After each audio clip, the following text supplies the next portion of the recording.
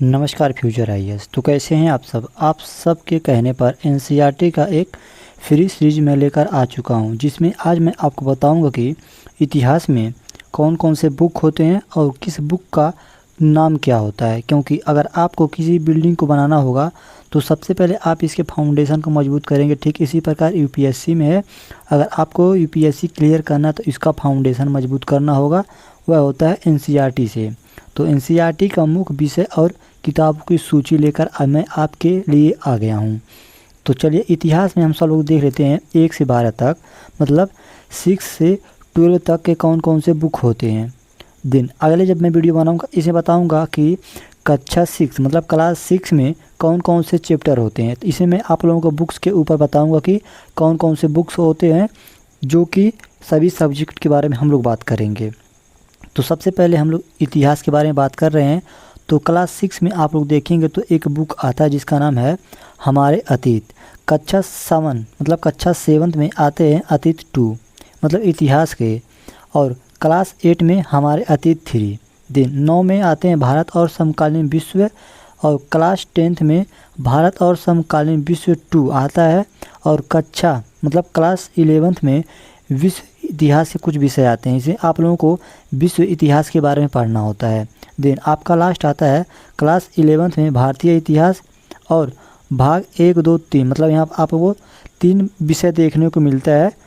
तो आपका यहाँ से कितना बुक हो जाएगा, तो गिनती कर लीजिए 1, 2, 3, 4, 5, 6, 6, 3, 9 बुक आप लोगों को इतिहास के देखने को मिल जाएंगे। इसमें से कौन से इम्पोर्टेंट है तो मैं आपको अगले वीडियो में बताऊंगा, जब आप लोगों को चैप्टर बाय चैप्टर पढ़ाने का जो स्टार्ट कर दूंगा सीरीज तब। देन इतना आपको समझ में आया होगा। तो चलिए अब आगे हम लोग बात करते हैं कि कौन सा चैप्टर अब आता है आप लोगों का। तो आप लोगों का अगला चैप्टर आता है, इसमें देख लीजिएगा, यहाँ पर आता है अब एनसीईआरटी मतलब अब जियोग्राफी के बारे में हम लोग समझने की प्रयास करेंगे। कौन कौन सा जियोग्राफी में बुक आता है और इसको कैसे पढ़े जाते हैं। तो क्लास 6 में आप लोग बात करेंगे पृथ्वी हमारा आवास। पृथ्वी के बारे में हम लोगों को पढ़ना होगा, पृथ्वी हमारा आवास है। क्लास 6 में हमारा पर्यावरण मतलब अपने आसपास के चीज़ों को पढ़ना होता है इसमें। दिन क्लास 8 में आप लोगों को पढ़ना होगा संसाधन एवं विकास मतलब संसाधन और विकास, जैसे कि हमारे पॉपुलेशन है, इसको जानने के लिए कौन से संसाधन है, कौन सा रेल बनेगा, कैसे रास्ता बनेगा, इन सभी के बारे में आप लोगों को क्लास 8 में पढ़ना होगा। दिन क्लास 9 में पढ़ना होगा समकालीन भारत, और 10th में पढ़ना होगा समकालीन 2 मतलब इसी का थोड़ा एडवांस लेवल का आप लोगों को पढ़ना होता है। दिन क्लास 11 में भौतिक भूगोल पढ़ना होता है, और क्लास 11 में मानव भूगोल पढ़ना होता है। दिन भारत का भौतिक भूगोल और भारत लोग और अर्थव्यवस्था के बारे में आप लोगों को पढ़ना होगा। यहाँ पर आपको 2 बुक देखने को मिलेगा 11th और 12th में। पहले 11 में आप लोगों को भौतिक भूगोल पढ़ना होगा मतलब फिजिकल जियोग्राफी, और 11th में मानव भूगोल पढ़ना होता है मतलब ह्यूमन जियोग्राफी। तो ये सब आप लोगों को देखने को मिलेगा, यूपीएससी में डायरेक्टली इन्हीं से क्वेश्चन पूछ देता है।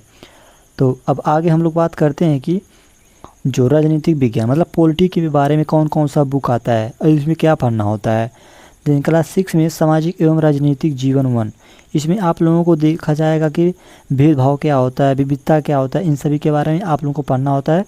क्लास 7 में सामाजिक एवं राजनीतिक जीवन के बारे में पढ़ना होगा मतलब जो जीवन है पॉलिटिकल साइंस, राजनीतिक जीवन कैसे जीते हैं, लोग कैसे रहते हैं। देन क्लास 8 में आप लोगों को सामाजिक जीवन 3 देखने को मिलेगा। देन 9th में आप लोगों को लोकतांत्रिक राजनीतिक मतलब लोकतांत्रिक कैसे काम करता है, यह राजनीति के बारे में आप लोगों को पूरा बेसिक अंडरस्टैंडिंग दे देता है। देन क्लास 10th में आ जाता है इसी का 2 लोकतांत्रिक राजनीति 2। देन 11th में भारत का संविधान मतलब आप लोगों को क्लास 11th में देखने को मिलेगा भारत का संविधान क्या है, सिद्धांत क्या है, व्यवहार क्या है, और राजनीतिक सिद्धांत क्या है, इन सभी के बारे में आप लोगों को 11th में देखने को मिल जाता है। तो मैं आप लोगों को ऐसे पढ़ाऊंगा 6 में आप लोगों को 3 से 4 दिन में एनसीईआरटी 6 कंप्लीट हो जाएगा। देन कक्षा 11th समकालीन विश्व राजनीतिक मतलब स्वतंत्र भारत की राजनीति मतलब भारत देश कैसे आज़ाद हुआ, कौन कौन से मतलब जो होता है आंदोलन हुए थे, इन सभी के बारे में आप लोगों को पढ़ना होता है। देन इतना का आपको समझ में आया होगा। समझ में आया तो वीडियो को लाइक, चैनल को सब्सक्राइब जरूर करिएगा और अपना प्यार ऐसे बनाए रखिए। देन अब बात करते हैं अर्थव्यवस्था। तो इकोनॉमिक्स जो होता है आप लोगों का 9 से 12 के बीच में स्टार्ट होता है, 6 से स्टार्ट नहीं होता है। तो अर्थव्यवस्था 9th में, और आर्थिक विकास की समझ मतलब आर्थिक विकास की बेसिक समझ आप लोगों को 10th के बुक से मिल जाएगा।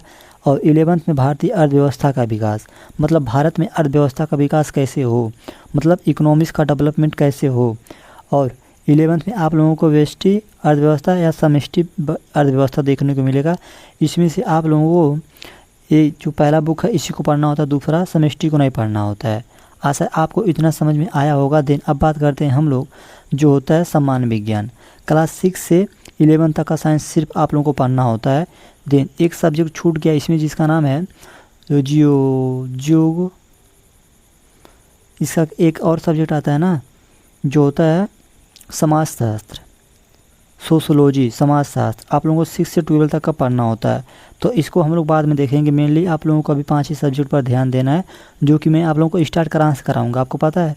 स्टार्ट मैं कराऊंगा यहाँ से, जो कि है इतिहास से, और यहाँ देखने को मिलेगा भूगोल, और एक आता है राजनीतिक विज्ञान। इन सभी से हम लोग स्टार्ट करें क्योंकि यही बेसिक होता है आप लोगों का। तो आशा आपको ये वीडियो पसंद आया होगा। अगला वीडियो आने वाला है कि चैप्टर में, मतलब चैप्टर वाइज मैं आपको समझाने वाला हूँ। जैसे अतीत में ना क्लास 6 में कितने चैप्टर आते हैं, कौन कौन से चैप्टर होते हैं। तो अगर आप लोग ये समझ जाएंगे कि कौन कौन से चैप्टर होते हैं और कैसे इसको आप लोग अच्छे से प्लान बनाकर इसे पढ़ सकते हैं। एनसीईआरटी के ऊपर मैंने ऑलरेडी वीडियो बनाकर दिया, आप लोग देख लीजिएगा। प्लेलिस्ट में जाइए मेरे चैनल के, यहाँ पर एनसीईआरटी बुक लिस्ट के ऊपर वीडियो बनाकर दिए हैं। तो चलिए मिलते हैं अगली वीडियो में, तब तक के लिए नमस्कार।